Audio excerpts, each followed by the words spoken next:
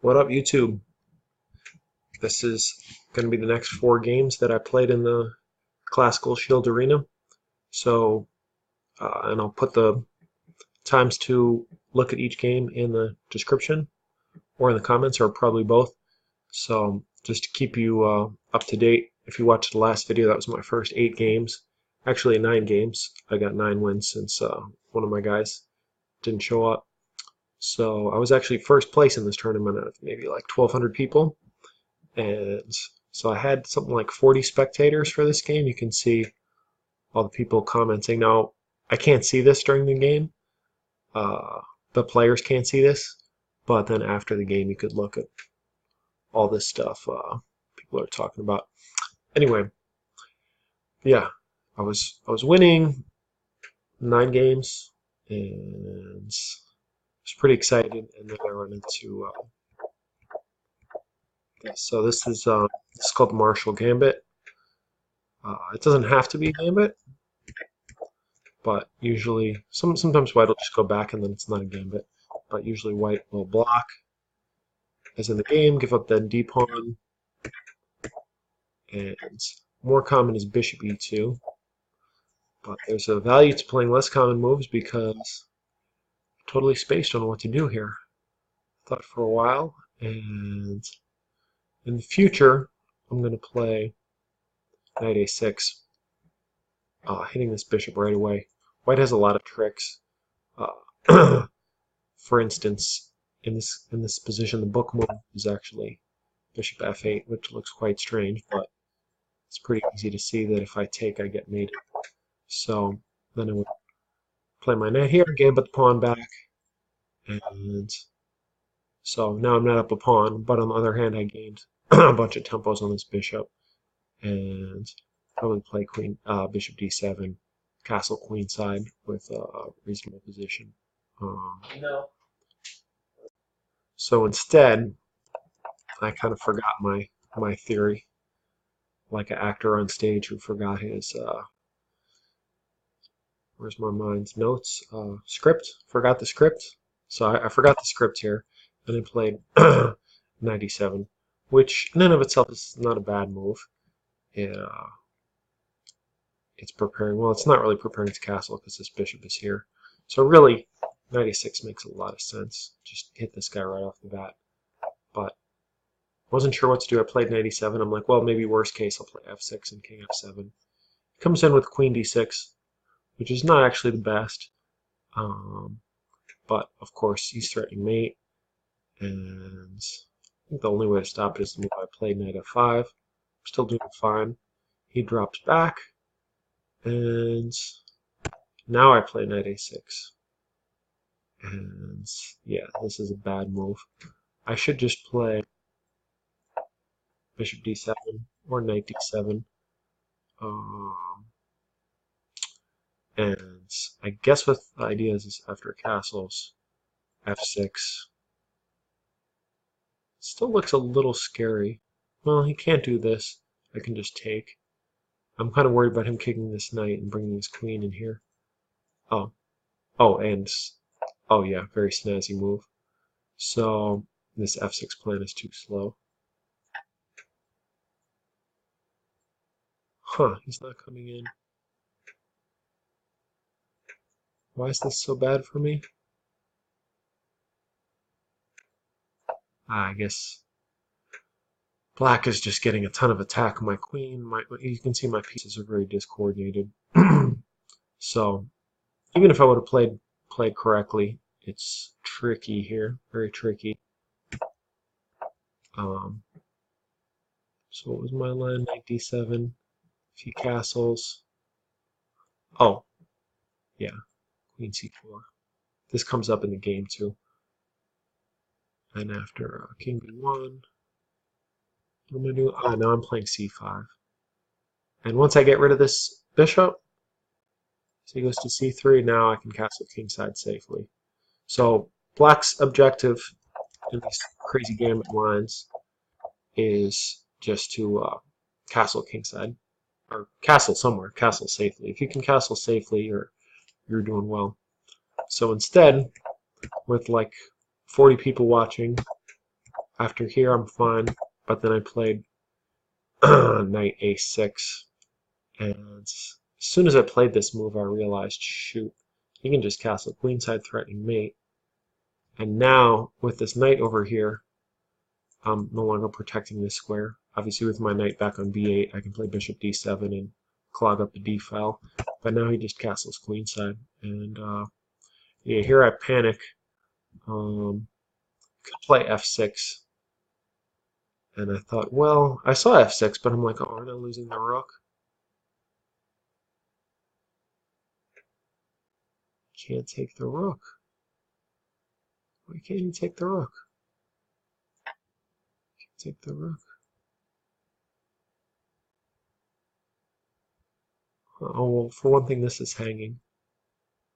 But is this queen trapped? Huh. Black is totally... Oh, I'm threatening mate. This is something I miss a lot, and this is a good lesson for all chess players, is sometimes when I'm under threat, nice touches, is this. Am I mating him? I guess I'm not mating him, but this is totally smashing. I'll even head better. Oh, knight c1 is better. So, yeah, this is a common lesson. If you're losing, or you think you're losing, see, I just thought f6, he's coming in here, he's taking the rook, that's totally bad. And I just gave him a piece. But, I mean, losing a piece in the center is probably worse than losing a rook in the corner. Because at least while the rook is in the corner, his queen is off sides. And, okay, once he moves his queen, I'm attacking the piece, but I just panicked here. So f6, it's a better, superior move. And even if it was somehow equal to this move, it would still be the superior move because it's just more double-edged. And yeah, so here actually, yeah, if White would have gone for this, and he might have gone for this. I mean, he wasn't a super strong player, although he beat me, but I mean he wasn't super high-rated player. And here, what's the engine recommending? Bishop a3, just protecting the bishop. And now I still have problems to face, but this is queen d8 is the move that everyone's going to want to play. This is kind of a hard move to want to play. Now after king f7, yeah, this is still not pretty, but I'm not losing a piece, and against 1800 anything's possible. But in the game instead, I just gave away the piece. I didn't see. I mean, I saw f6, but I didn't play f6. And, yeah. The rest of this game, I mean, I managed to castle, but I'm a piece down. And he has two nice bishops. I fought on here. I don't think I could help but trade queens. And yeah, the game goes on. I managed to hold out for another, let's see, what move number is it? I managed to hold out for another 15 moves, but it's not really worth looking at. So now we'll go to the next game. Okay, so here's the next game. I was bumped out of first place, lost my fire. For those not familiar, you get fire when you're playing LiChess tournaments, which means you get double points when you have the fire. Anyway, but I thought, hey, I still have 9 wins, 1 loss. Let's see what happens. So here we got another semi-slav, and for a moment I was worried. Well, actually after knight f3 I wasn't worried anymore, but for a moment at this point I was worried he's going to play knight c3 and try to recreate the last game. Maybe I'm like, oh, maybe this guy was watching the last game and he's going to try to punish me the same way. But no, he plays a normal Queen's Gambit-ish semi-Slav move order, and I grabbed this pawn. This is my system. It's called the Abrahams or Note Boom. This is all normal moves. I'm not trying to keep this extra pawn in the long run, but I'm going to make White go through some contortions to get it back and gain 2 fast pawns on the queen side. So I'm going over this kind of quickly, but if you're interested, you can look at my game or just mess around on LiChess. It's all free, and look at different variations. But this is the main line. Guy's playing pretty quickly, and yeah, if after b3, there's no real way I can maintain my 3-1 and my extra pawn um, for yeah, for instance. Oh yeah, if I take this, he can just take because my rook is unprotected in the corner. So, and if I take here, this is quite bad. He could play queen takes or bishop takes, and then queen takes, and White has a great position, huge lead development, and he's getting his extra pawn back and maybe another pawn to boot. So the move here is bishop b7. He takes, I take, he retreats. There's also a line which you have to know with, oh, excuse me, he retreats. I'm mixing up moves. Instead of b3, here, there's this move, which is very tricky. And does this go again? No, this is also not a variation. Here, b3, bishop b7, and now this move. Yeah, this is right, and this is tricky.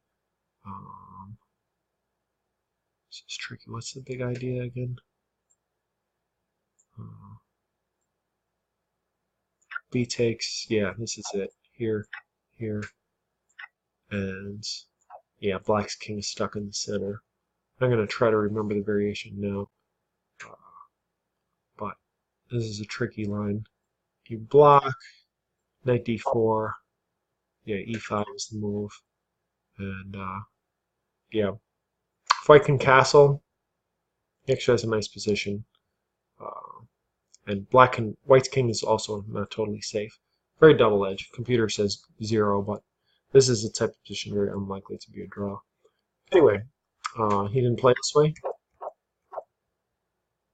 Again, this is all mainline stuff. Here, you could play knight d7. You could play queen c7 first. I played queen c7 first. He castled. Played knight d7. And in the rook e1 line, you're supposed to block up this square because I'm not quite ready for White to open this center with e4. But I didn't remember this in the game. Should play this way, and probably some games played from this line. Only one game that I see, and White won. But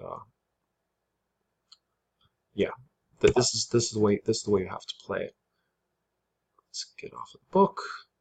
Instead, I just castled, and after e4, I kind of mistook this for a different position, or rather, I just don't know this line very well. I played e5, and he played c5, which is the book move. And this guy was playing opening really quickly, kind of suspiciously quickly. So I took.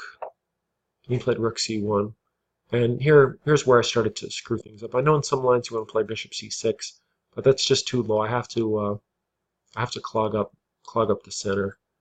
Moves knight e5, and even here already I've screwed up and White has an edge. But instead I played bishop c6.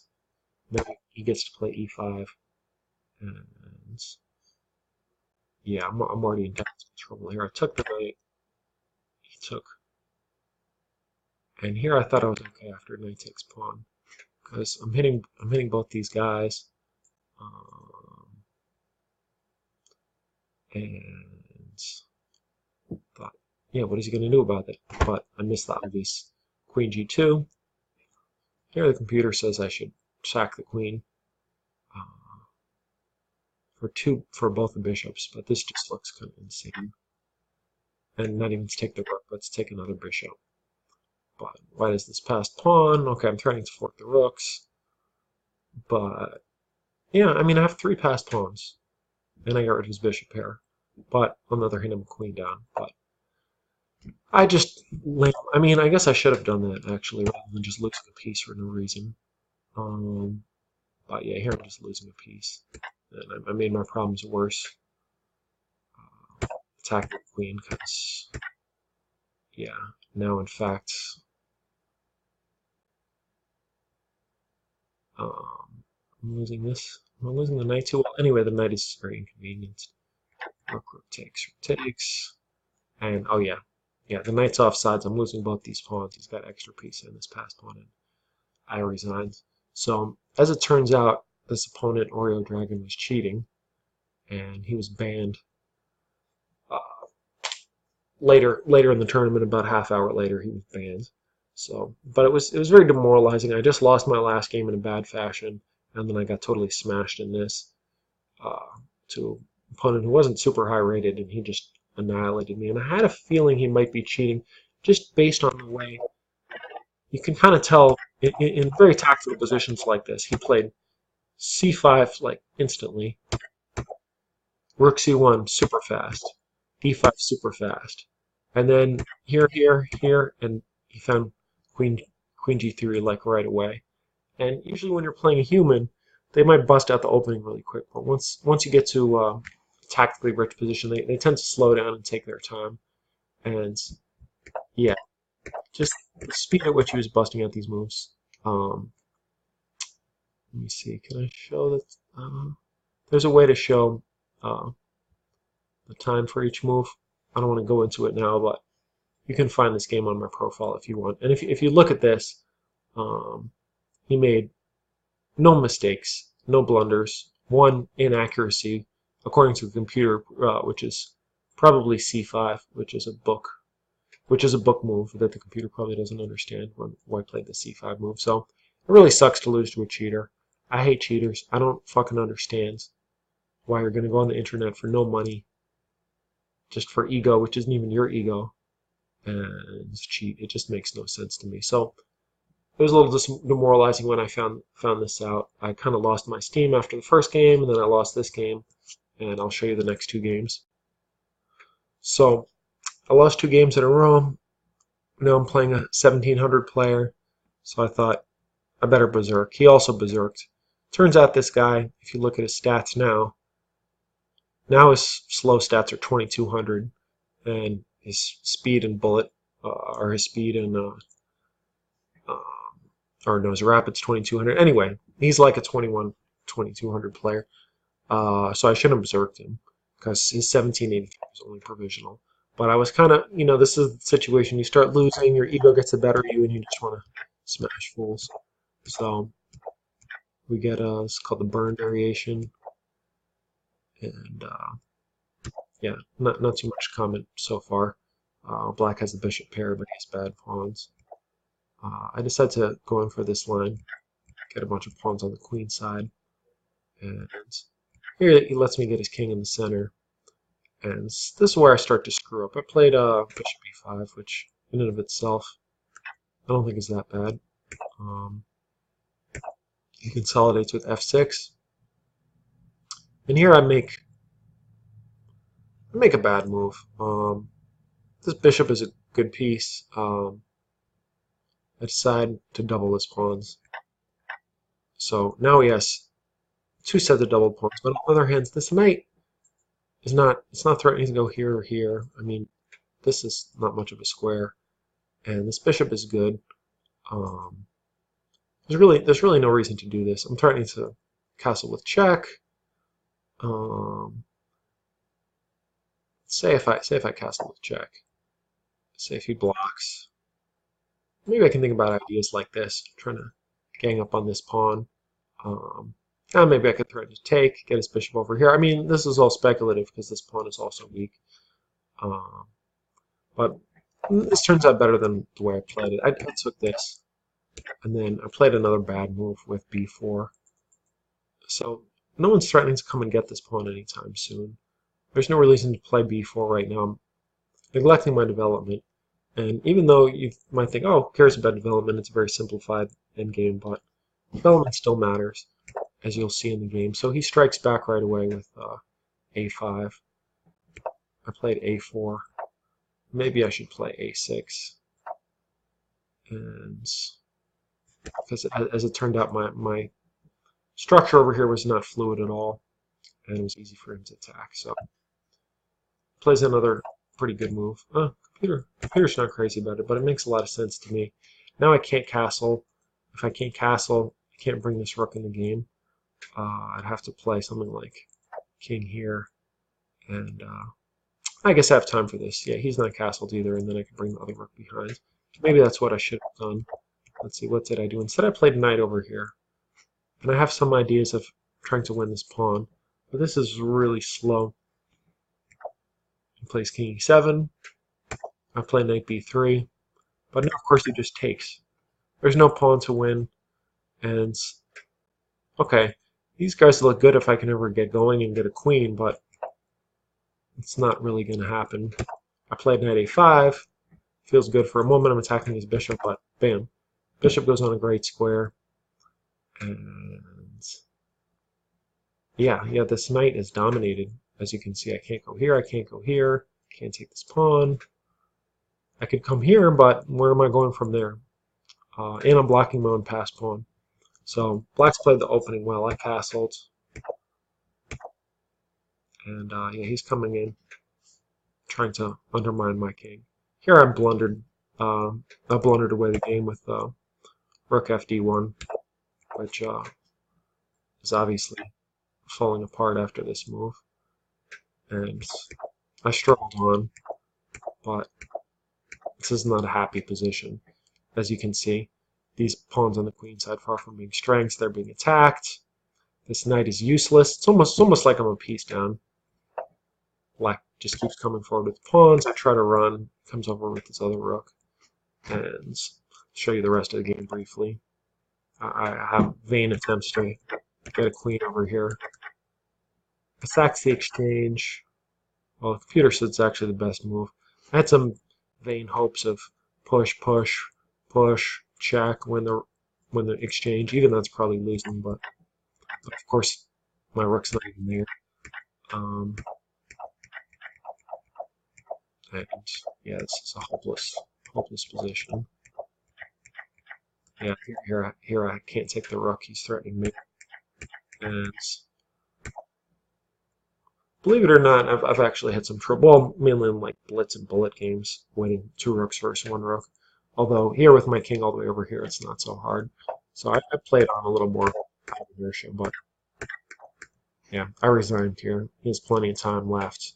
This is totally lost. So this was pretty depressing stuff. I won 9 in a row, and then I lost 3 in a row. And this guy, good game, easy to beat me. I thought, okay, he has a non-provisional rating of 1962. So, although, man, he's really strong at bullet. 2264 is a really good bullet rating. So I thought, screw it. Well, I mean, I'm most obviously trying to win.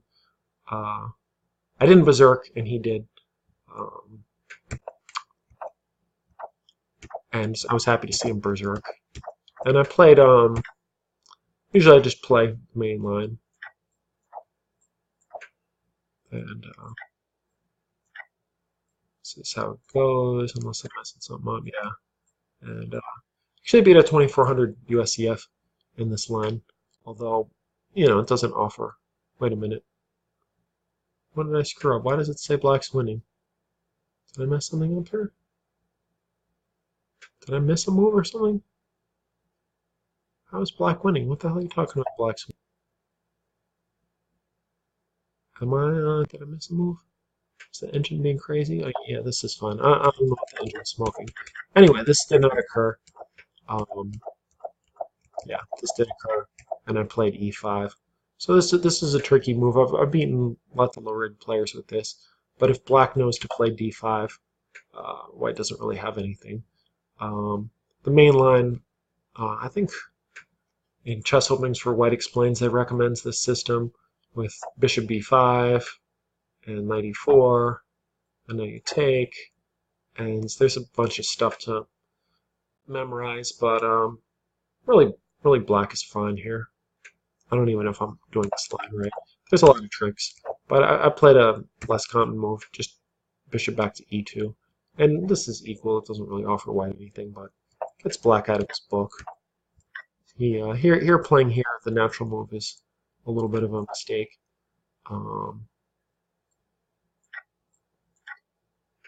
And White has his good bishop his pawn's on the opposite color. And yeah, this game is fun. But he backed up to b6, which is better. Not trading this bishop, keeping pressure.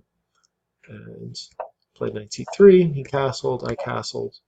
h3 is a little timid. a3 is also a little timid. Maybe rook c1 instead. He undermines the center. I go hunting his bishop. And okay, I got rid of my isolated pawn. I have the two bishops. This is something. He kind of goes for it with c5, which is what I'd expect from a strong blitzer bullet player. I mean, this is just natural. He has this passed pawn, and why not push it? But this would have been good for me. Actually, I played f3, but then after he attacked my pawn, I should play bishop c1. And then if knight g5, f4, and I'm forcing the knight to a bad square, probably h7, because he goes to f7. Getting my own awesome pawns rolling, and this is better for me. And if he goes to h7, then queen c2, I'm holding up these squares, probably put a rook over here.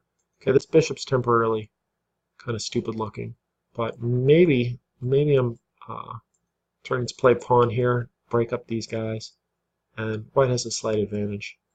Instead, I kind of panicked and I thought, I got to get rid of these passed pawns ASAP, and I'll take his knight back.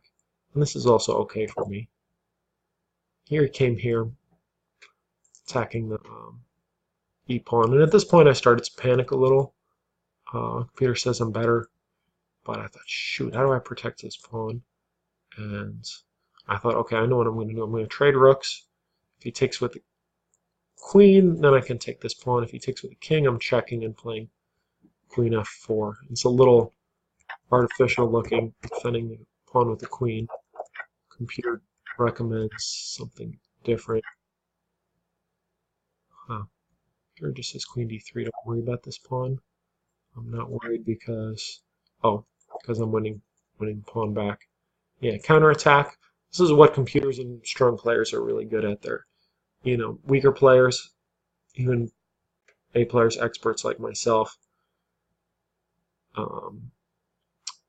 We see weakness, we want to protect it, we kind of don't want to lose anything. But in this case, if I'm winning back this pawn, then white's obviously a little better. I mean, these two are better than these two.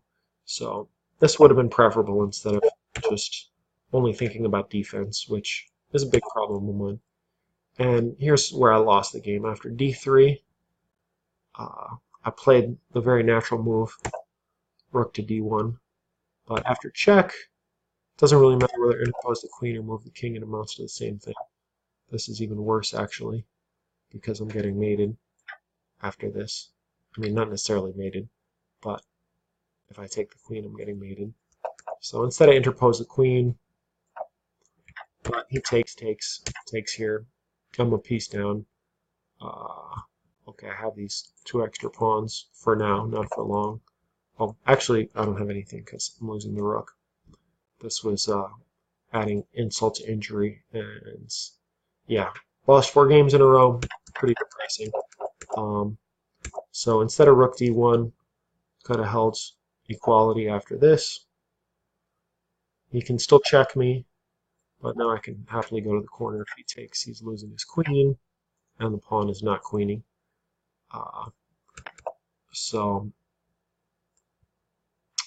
And if that's the case, he can still protect the pawn. And computer says equal, but I'd rather be black here due to this extra pawn. I have to be careful. I think I still can't do this. Or can I? If he takes... Oh yeah, I can still do this. I can do this because if he does this. Yeah, just get a queen. And I can come back and have 2 pieces for the rook in a dominating position. So you can't do that. If he protects, let's just look at this a little more just for fun. Rook d1, takes the pawn, take d3. bunch of stuff gets liquidated. You can either do it this way or go into the rook endgame. Well, I probably don't want to do this with my weak back rank. Peter says h3. And Peter says dead equal, although it should be slightly better for white now with these bad pawns. But rook games with equal pawns are pretty tricky to win. So those were my next 4 games. A little disappointing, lost all 4, but I learned something from each game and hope you did too. Thanks for watching.